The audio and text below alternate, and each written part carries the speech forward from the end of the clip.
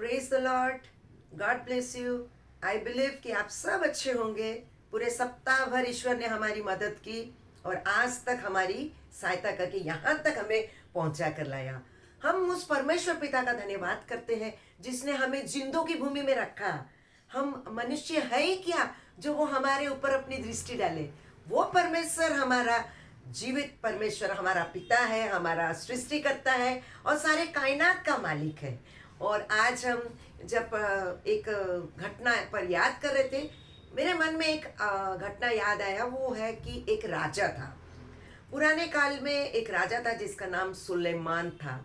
और वो राजा जब राजा बनने के लिए उसकी ताजपोशी होने के लिए उसको की गई, तब उसको एक दिन रात के समय ईश्वर दर्शन देकर उससे बातें करता है। ठीक है। और वो दर्शन में उसको परमेश्वर कहता है, मांग, तू क्या मांगना चाहता है। आज अगर हमें ईश्वर बोले तो हम फट से बड़े बड़े गाड़ी, बड़े बड़े बिल्डिंग, बड़े बड़े बहुत कुछ मांग लेंगे जो हमारे पास नहीं है। लेकिन राजा सुलेमान जब परमेश्वर के पास में आया तो उसने एक बात की, उसने मांग की ईश्वर से। उसने कहा, ईश्वर जब उसको बोलता है, ए तू चाहे जो कुछ मांग मैं तुझे दूं, मांग। ठीक है। तब राजा दाऊद के बारे में सुलेमान बोलता है। दाऊद रहता कौन है? सुलेमान का पिता दाऊद, वो किस प्रकार अपने जीवन में अपने जिंदगी को जिया, इस बात को वो एक्सप्लेन करता है और कहता है, जिस प्रकार तूने राजा दाऊद यानी मेरे पिता पर करुणा की है, वैसे ही करुणा करता रहना मेरे परमेश्वर। ठीक है। और उसने परमेश्वर के कामों को अपने पिता दाऊद के जीवन में देखा है। आज हमारी जिंदगी किस प्रकार की है, क्योंकि वो कहता है यहाँ पर, क्योंकि वह अपने सम्मुख जानकर अपने आप को सच्चाई और धर्म और मन की सीधाई, तीन बात है। पहली बात, जब हम ईश्वर के पास में आते हैं सच्चाई के साथ आए, मन की सीधाई के साथ में, मन में कपट नहीं रखना है, वरना हम जो भी प्रार्थना करेंगे ईश्वर नहीं सुनेगा। और धर्म के साथ हमारा कर्म ऐसा होना है जिससे हम अपने कुम्हार को, जिससे हम अपने पिता को जो परमेश्वर है उसको हम खुश कर सके। और तब वो कहता है अपने पिता के बारे में सारी बातों को उस प्रार्थना में वो बोलता है।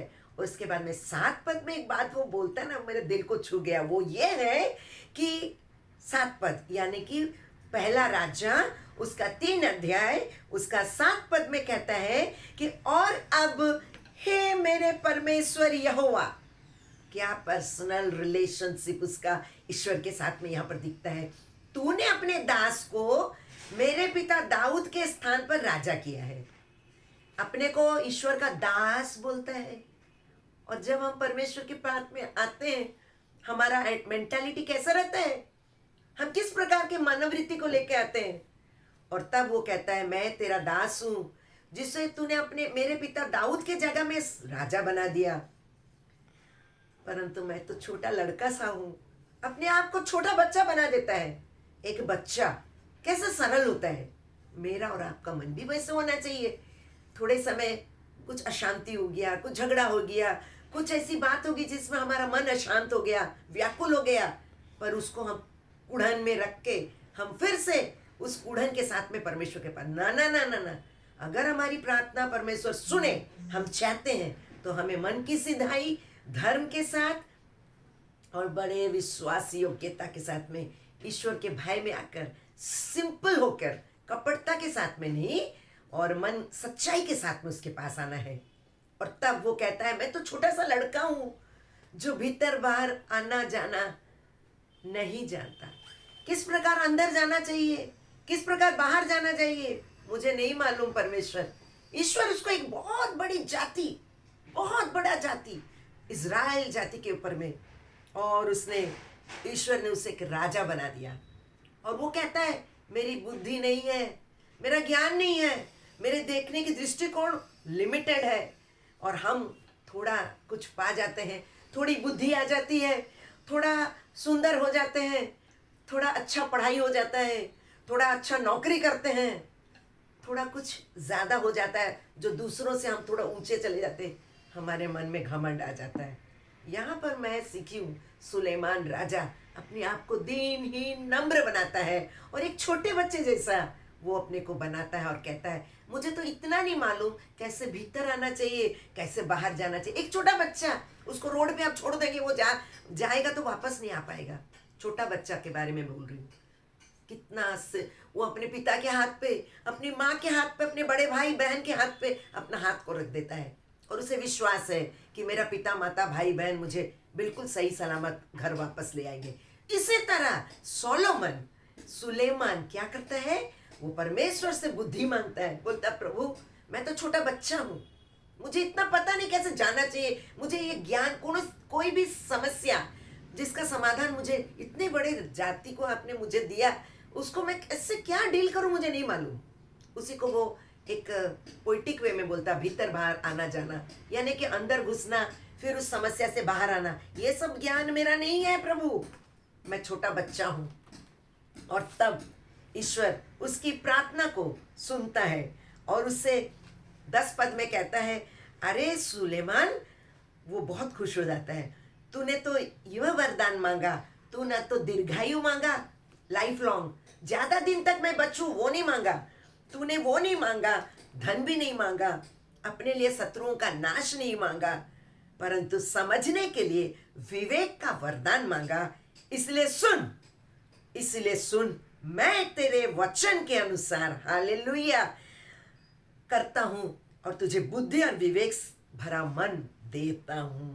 यहाँ तक कि तेरे समान न तो तुझसे पहले कोई राजा हुआ था और न बाद में कभी होगा। हालेलुया। हमारी प्रार्थना कैसी है आज? जब हम ईश्वर के पास में आते हैं, हम किस प्रकार की प्रार्थना करते हैं? जब परमेश्वर के पास हम आते हैं, हम अपने, जैसे एक ग्रोसरी दुकान में जाने के लिए हम सामान की लिस्ट बनाते हैं, ठीक उसी प्रकार हमारे पास में प्रेयर रिक्वेस्ट होता है। इसका तबीयत खराब है, इसका ये समस्या है, इसके घर में अशांति है, इसके घर में तोड़ फोड़ हो रहा है, इसके घर में खाने को नहीं है, लिस्ट पे लिस्ट, लंबी फहरिस्त हम लगा देते हैं परमेश्वर के सामने। लेकिन सुलेमान राजा, वो मांगता तो बहुत कुछ मांग सकता था। ईश्वर ने स्वयं उसकी प्रार्थना को सुन के कहा, अरे जो तुझे चाहिए था वो सिर्फ समझ और विवेक। आज मेरी और प्रार्थना उसी तरह होनी चाहिए, ताकि हम भी अपने समझ और विवेक, जिस पर हम कई बार भरोसा करते हैं, वो हम भरोसा ना करके स्वर्ग के परमेश्वर पर भरोसा करें, जिसने आपको बनाया, मुझे बना, उस पर भरोसा करें। जीवन में कई ऐसे उतार चढ़ाव आते हैं, कई ऐसे समस्या आते हैं जिसका समाधान हमें नहीं पता चलता है। हम कई समय अपनी बुद्धि लगाकर उसको देर कर देते हैं। समय देर होने के कारण हमारा भी टाइम किल होता है। लेकिन जब हम अपने परमेश्वर के पास दौड़ के आएंगे और कहेंगे, परमेश्वर बुद्धि का दाता आप है, आप हमें बुद्धि दीजिए, कैसे हम इस काम को करेंगे, इस समस्या का समाधान कैसे होगा, ये आज मेरे पास में मेंटली में बहुत डिप्रेस है, प्रभु मुझे कैसे उभार, तेरे सिवा मेरा कोई नहीं है। जब हमारी प्रार्थना इस प्रकार एक छोटे बच्चे की तरह, सुलेमान राजा होकर भी उसने अपने बुद्धि, अपने बल, अपने सामर्थ्य, यानी कि लोगों के ऊपर में उसने भरोसा नहीं किया। राजा के पास में दरबारी लोग भरे रहते थे, सेना रहते थे, और उसके पास में सोल्जर्स रहते थे जो कि बहुत सारे वेपन्स लेके उसके साथ में हमेशा खड़े रहते थे। मंत्री रहता था, कैबिनेट रहते थे, मिनिस्टर्स लोगों का, और वह सब होने के बावजूद भी उसने एक विषय मांगा। उसने कहा, मुझे समझ और विवेक दे। आज मेरी और आपकी प्रार्थना में इस दोनों चीज को अगर माइनस कर दिया जाए, बाकी सब संसार की चीजें होती है। आज हम सीखते हैं सुलेमान से कि आइए हम परमेश्वर से वो समझ और विवेक मांगे, ताकि सुलेमान के ऊपर में ईश्वर ने धन, संपत्ति, महिमा सब कुछ दिया, और ये डिक्लेयर किया ईश्वर ने कि तुम्हारे जैसा ना तो कोई राजा था, ना कभी होगा, आने वाले दिनों में होने का सवाल, क्योंकि ईश्वर ने अपने मुंह से इस बात को कह दिया। होने दीजिए मेरे मित्रों, ऐसी प्रार्थना हमारी भी होनी चाहिए, ताकि हम परमेश्वर के पास में जब आते हैं, बहुत सावधानी के साथ में अपने मुंह के वचन खोले, ऐसी बात मांगे जो परमेश्वर खुश हो। आज पवित्र आत्मा हमें प्रार्थना करना सिखाता है, उसके वश में आ जाना है। ईश्वर की आत्मा की सहायता से जब हम प्रार्थना करते हैं, तो परमेश्वर की आत्मा ईश्वर की आत्मा के साथ में मिलकर हमारी प्रार्थनाओं को वो सुनता है और प्रार्थनाओं का जवाब देता है। हमारी प्रार्थना आज कैसी है? आइए हम लोग छोटी सी दुआ करके इस प्रार्थना की सेवकाई को समाप्त करें। धन्यवाद प्रभु, हम आपका धन्यवाद करते हैं सुंदर समय के लिए।